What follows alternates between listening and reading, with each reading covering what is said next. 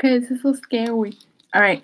So today I'm gonna talk about the equal work and equal pay. I'm just gonna assume no one's gonna be here. And if you do come here, hello.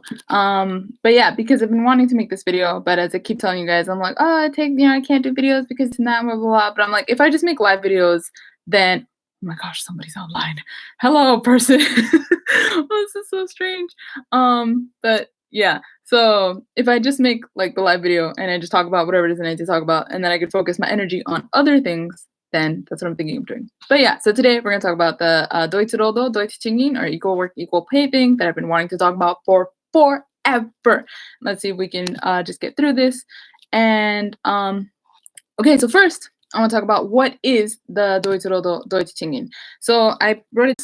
I don't know if you guys can see. Oh yeah, so Deutsche. So this is Deutsche Rodo. And then Deutsche賃金. So Deutsche is same. Rodo is work, and then obviously here you have again Deutsche, and then here you have賃金, which is pay. So yeah, it means what it means: equal work, equal pay. So if you've seen my videos about like how Japan has different types of contracts. So they have, for example, the Seishain, which is again the one that has the most social clout, the one that has the most kind of just benefits overall. And then you have the Keiokushain, the contract employee. You have the these different types of contracts.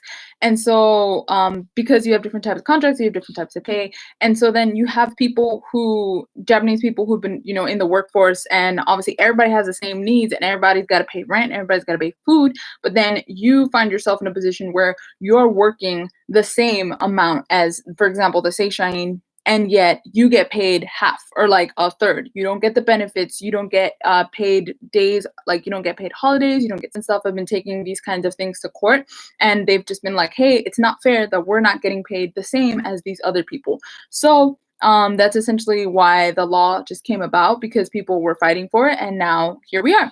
And so I think that's yeah, I talked about that, and it's part of the Hatarakikata Kaikaku, which is like the working style revolution that's been going on for a while.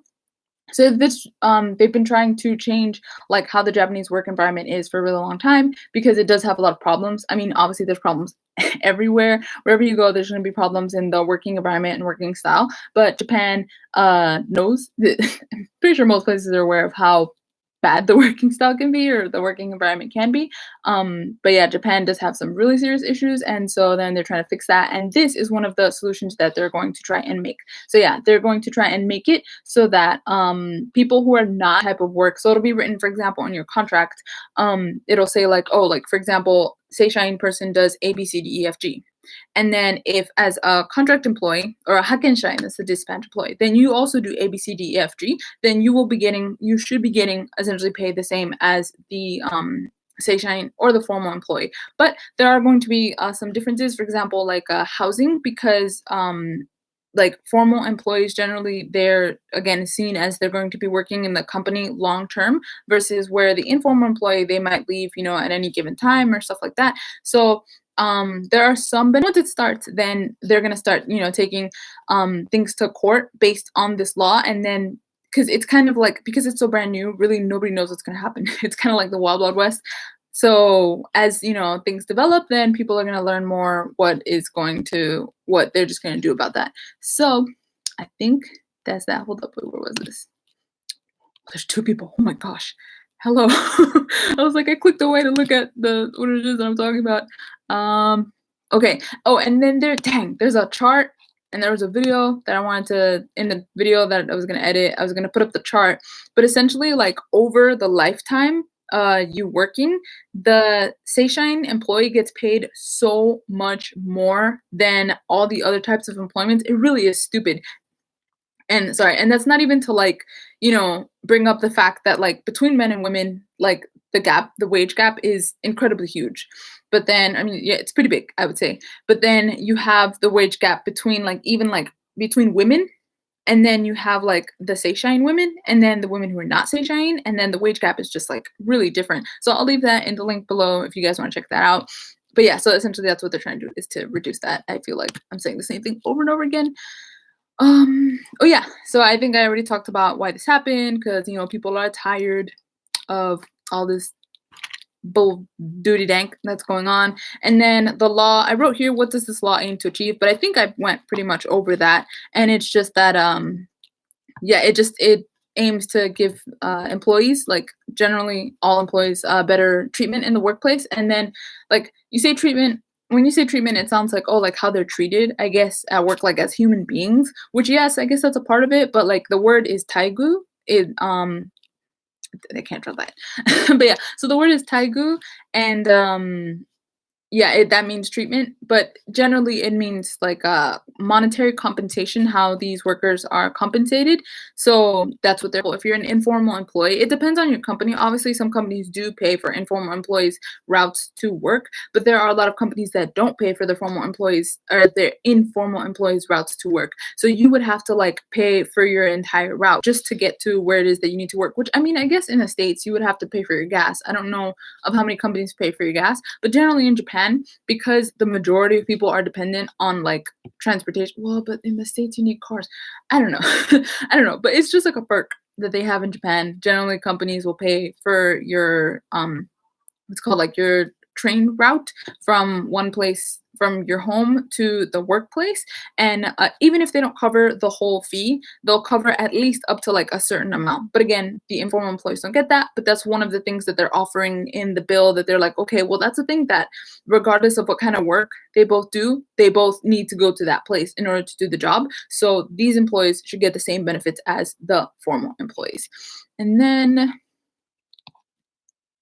oh yeah, and I had already brought up the thing about paid holidays. So right now, generally speaking, again, it depends on the company. Each company is different, but generally speaking, I guess the trend tends to be that informal employees don't get paid holidays. So they would just, if they wanted to take a holiday, or even like they don't have like sick days. If they have like a day where like, hey, I'm sick, then they can't get any pay for that, and they just have to suck it up and not get paid. Or you just go to your workplace and infect everybody, and we can see how well that's working out now. Oh no. Oh yeah, and then this law is actually gonna work to put restrictions on how much overtime workers can do. And I'm pretty sure that if you're like into Japan and you've been, looking at like videos about social work issues and stuff in Japan, overtime work is a really big issue in Japan. And there's even a term for people who either commit suicide because of just the stress of overwork, and people who worked over like hundreds of hours a week for weeks and months and years on end, and they just can't take it, and they'll either commit suicide, or there are people who just like their hearts fail, like your body gives out. Like we're people, we're not machines. And that's like a really big issue here.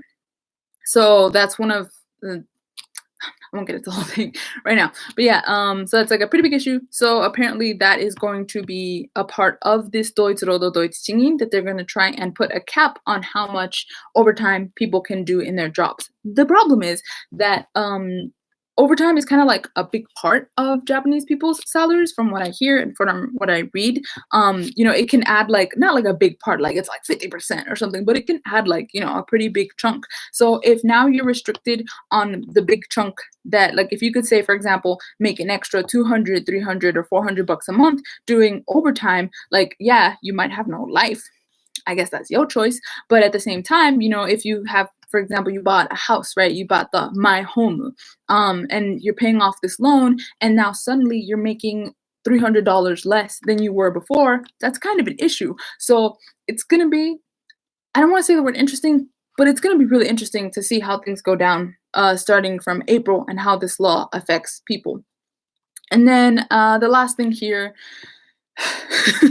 is predictions on what is going to happen.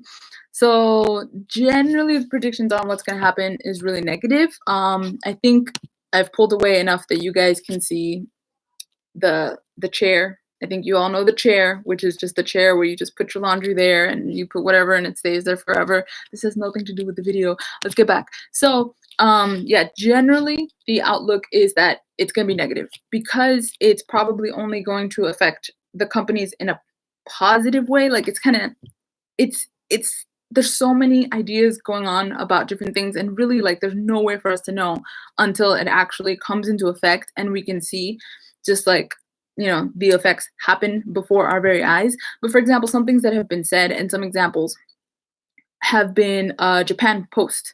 So the Japan Post, they actually have already implemented a kind of 同一労働同一賃金 or equal work, equal pay style from, I think it was like last year, 2 years ago, and they probably did this in preparation for the change that is coming up in April. And what they did essentially, though, is that they took away a lot of the formal employees' benefits. And so obviously, but they didn't necessarily raise the informal employees' benefits. They just kind of took away this money from these people.